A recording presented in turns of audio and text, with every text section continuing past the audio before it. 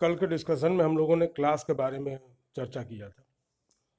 जो आज का डिस्कशन है वहाँ हम लोग ऑब्जेक्ट के बारे में बात करेंगे। हम लोगों ने कल ये देखा था कि क्लास जो है वो एक ब्लूप्रिंट के तरीके से काम कर रही है, और उसके लिए हमने एक एग्जाम्पल भी दिया था कि मकान बनवानी है, तुम्हारे पास एक प्लान है, तुमने एक नक्शा बना के रखा हुआ है। तो नक्शा जब तुम बनवाओगे तो उस समय तुमको ज़मीन की ज़रूरत नहीं होगी। ज़मीन की ज़रूरत तुमको तब पड़ेगी जब तुम मकान बनवाने आओगे। देखो, एक टर्म बड़ा शानदार सा है, उसको बोलते हैं इंस्टेंसिएशन। टर्म क्या है? इंस्टेंसिएशन। इंस्टेंसिएशन मतलब creation of object. Creation of object. तो ये जो स्लाइड दिख रही है, इस स्लाइड में जो पहला स्टेटमेंट मैंने लिखा है, when class is instantiated we have objects. यानी जब भी ऑब्जेक्ट बनेगा we will definitely use class, क्योंकि बिना क्लास के ऑब्जेक्ट का बिहेवियर डिसाइड नहीं हो सकता।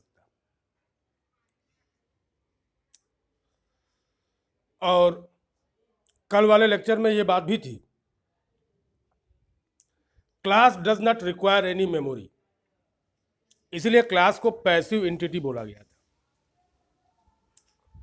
और ऑब्जेक्ट को हमेशा मेमोरी की रिक्वायरमेंट होगी, इसलिए ऑब्जेक्ट हमेशा एक्टिव एंटिटी होगा। तो क्लास जब इंस्टेंसिएट होगी तो हमको क्या मिलेगा? हमको ऑब्जेक्ट मिलेगा। कई जगहों पे तुम लोग क्लास की डिफिनीशन कुछ ऐसे भी पा सकते हो कि class is a collection of objects. ये कहना गलत है। Class is not a collection of objects. Class works as a blueprint for objects. Class बताएगी कि ऑब्जेक्ट कैसा होगा। क्लास में जो जो एट्रीब्यूट हम लोग बताएंगे वो सारे एट्रीब्यूट्स ऑब्जेक्ट के पास होंगे। ठीक है? तो ये कहना कि class is a collection of objects एकदम से गलत। Class acts as a blueprint, और इस ब्लूप्रिंट का इस्तेमाल हम लोग कब करेंगे? जब हम लोग क्लास का ऑब्जेक्ट बना रहे हो। दो चीजें निकल के आ गई सामने। मेमोरी की रिक्वायरमेंट क्लास के लिए नहीं है, मेमोरी की रिक्वायरमेंट ऑब्जेक्ट के लिए बिल्कुल है। अब यहां पे मैंने एक एग्जाम्पल दिया है, जैसे मूर्तियां बनती हैं तो मूर्तियों को बनाने के लिए साँचे की जरूरत पड़ती है। कल के एग्जाम्पल में मैंने कहा था कि जैसा निगेटिव होगा वैसी ही फोटो बनेगी। निगेटिव की बात, वो जो ओल्ड फोटोग्राफी थी जहां पे फिल्म रोल्स यूज हुआ करते थे, तो हम लोग निगेटिव बनाया करते थे। तो जैसा निगेटिव होगा वैसा ही पॉजिटिव बनेगा, वैसी ही फोटो आएगी। इसी डिस्कशन को आगे अगर मैं कंटिन्यू करूं तो मैं ये कहूंगा कि जैसा सांचा होगा मूर्ति वैसी ही बनेगी।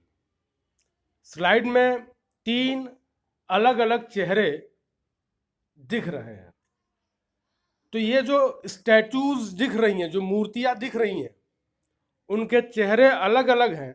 क्यों? क्योंकि उन चेहरों को बनाने वाला जो सांचा है वो भी अलग अलग है। सांचा अलग अलग है, इस वजह से मूर्तियों के चेहरे भी क्या है, अलग अलग है।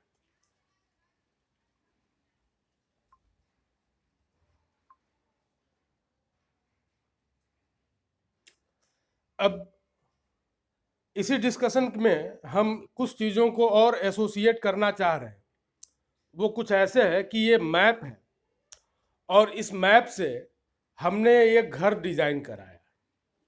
नीचे देखो तो एक लाइन बड़ी शानदार सी है, house is an instantiation of map, house requires land, लेकिन जो मैप है उसके लिए लैंड की जरूरत नहीं है।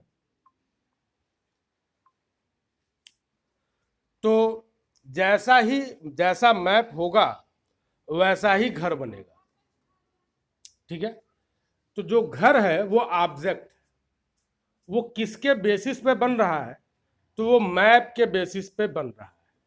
अगर हम ये कहें कि मैप इज एन इंस्टेंसिएशन, जो house is an instantiation of map, तो ये गलत नहीं होगा। ठीक है, तो मेरे ख्याल से अब क्लास और ऑब्जेक्ट को लेके दिमाग में कोई कंफ्यूजन नहीं होगा। आगे वाली स्लाइड को हम लोग रेफर करते हैं। और यहां पे क्या है कि जो सांचा है उसको इंग्लिश में बोलते हैं टेम्पलेट। तो हम लोगों ने दो क्लासेस को देखा, एक था टेम्पलेट और एक था ऑब्जेक्ट। दो टेम्पलेट थे हमारे पास, एक मैप था, ब्लूप्रिंट के तरीके से काम कर रहा था, और जो सांचा था टेम्पलेट, मतलब क्लास जो है वो दो हम लोगों ने क्लासेस को देखा, टेम्पलेट को और मैप को। यहाँ जो है टेम्पलेट से हमको क्या मिला था, स्टैचू, और मैप से हमको क्या मिला था, हाउस। यानी क्लास को जब हम लोग इंस्टेंशिएट करेंगे तो हम लोगों को हमेशा ऑब्जेक्ट मिलेगा। तो क्लास का इंस्टेंशिएशन होगा, ऑब्जेक्ट उसका फाइनल आउटकम होगा। अब हम लोग दूसरे स्लाइड को रेफर करें तो कल पिलर्स की जब बात हो रही थी, ऑब्जेक्ट ओरिएंटेड पिलर्स की, तो वहां पे एक बात हम लोगों ने देखा था, वो था एब्स्ट्रैक्शन। देखो एब्स्ट्रैक्शन क्या है, मैं एक छोटा सा एग्जांपल दे रहा हूं। घर वालों ने तुमसे कहा कि तुम घर के लिए दो जाओ बल्ब खरीद के लाओ, तो तुम शॉप पे गए,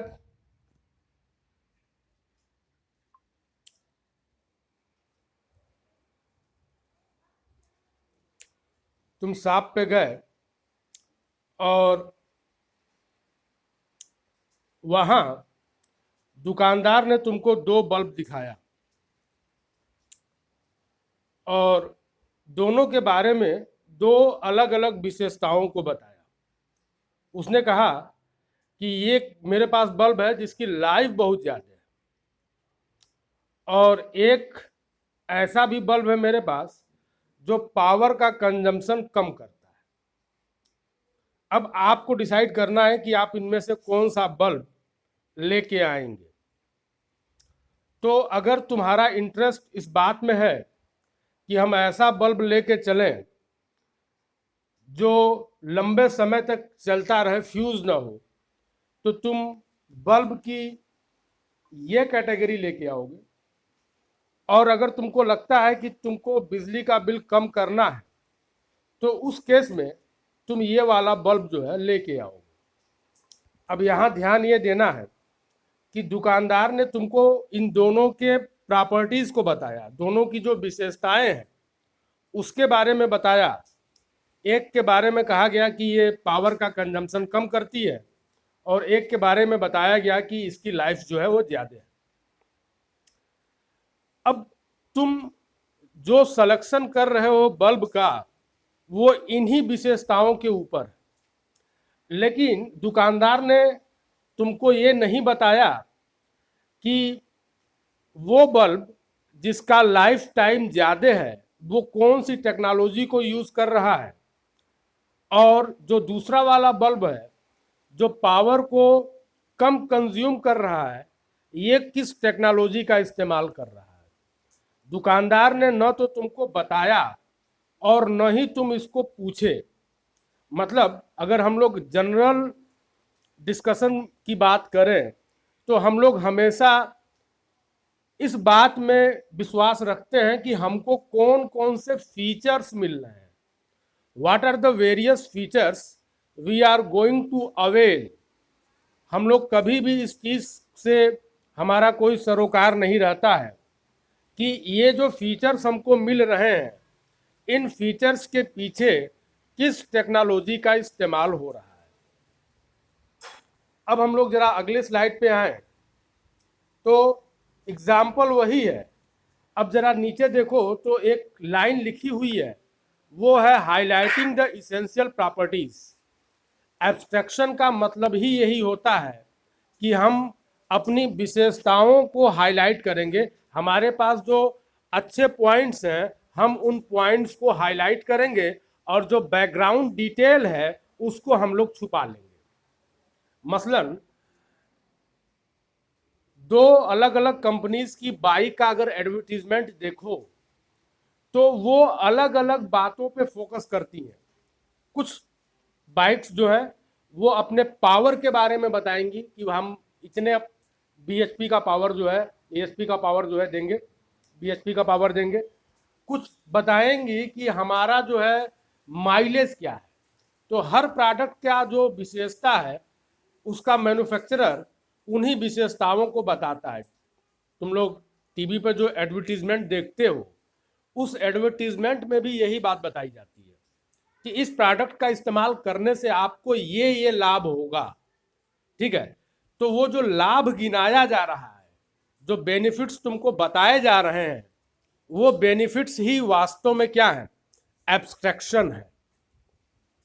ठीक है, अब मैं तुम लोगों को इसी कंटिन्यूएशन में एक बात और मैं बताऊं कि तुम्हारे घर पे जो भी सामान खरीद के लाया गया, तुम्हारे घर पे जो भी सामान खरीद के लाया गया, उस सामान के खरीदने के पीछे का जो रीजन था वो एब्स्ट्रैक्शन था। तुम बाजार में गए मोबाइल खरीदने के लिए और दुकानदार ने तुमको 10 मोबाइल दिखाया और उन 10 मोबाइल को देखने के बाद तुम एक मोबाइल सेलेक्ट कर रहे हो कि मैं ये मोबाइल मैं खरीदूंगा। इसका मतलब ये है कि जो 10 मोबाइल दिखाए गए उन 10 मोबाइल में जो विशेषताएं थी, जो प्रॉपर्टीज थी, जो एब्स्ट्रैक्शन था, उन एब्स्ट्रैक्शंस के बीच में ये मॉडल जिसको तुम परचेज करने के लिए राजी हुए हो उसने तुमको ज्यादा प्रभावित किया है। तो घर में जब भी कोई चीज आती है, कोई भी आइटम हम लोग परचेज करके लाते हैं तो हम लोग इसी वजह से लेके आते हैं कि उसका जो एब्स्ट्रैक्शन है उसमें हमारा इंटरेस्ट है।